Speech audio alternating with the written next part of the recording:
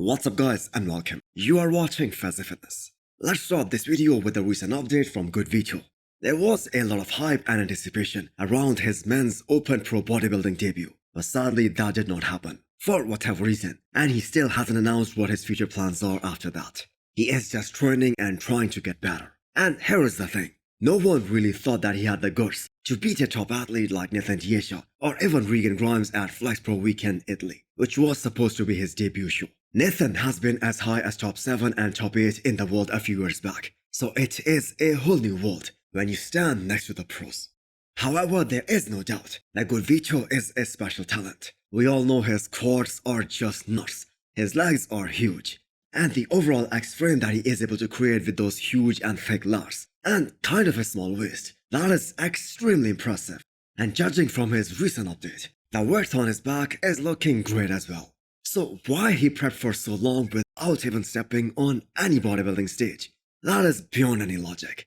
Yes, as per him, his European visa was denied, but he did not go for the Legion Sports this year either. So, waiting for him to kickstart this prep and announce his next show, because the fans have been waiting for this debut for a long time now.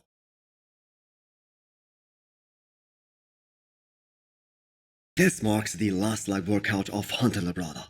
This is as raw as it gets. No filter, no enhancements. And Hunter is ready to step on the Olympia stage for a third consecutive time during his career.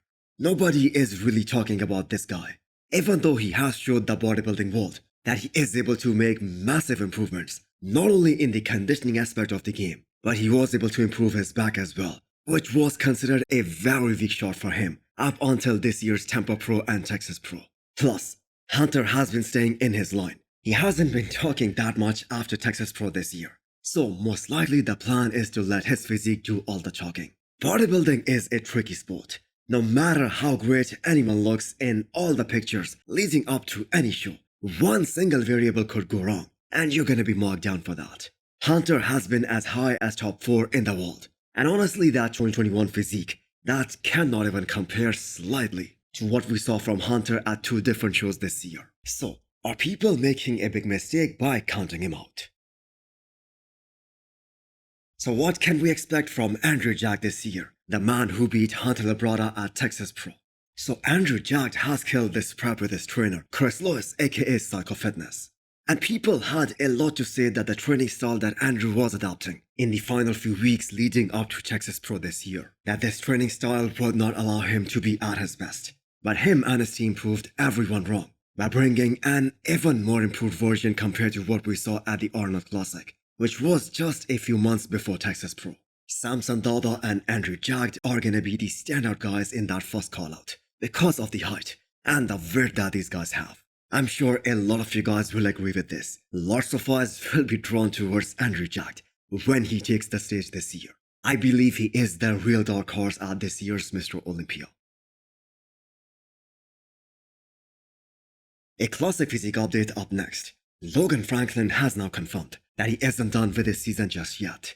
He is doing Sean Ray Classic, which is gonna be happening in 4 weeks to earn his Olympia spot for the next year. So has he hired a coach for this upcoming show? If I'm not mistaken, he is working with the first classic physique Mr. Olympia, Danny Hester. And that is really a great choice, considering all the stress and all those factors that play into the final peaking process.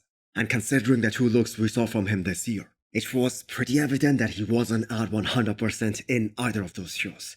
So, can he be top 10 classic physique Olympia competitor? Of course, I am talking about for next year. Well, here's the thing that is hard to say right now. The competition we all know just keeps getting harder and stronger every year, with so much new talent coming in.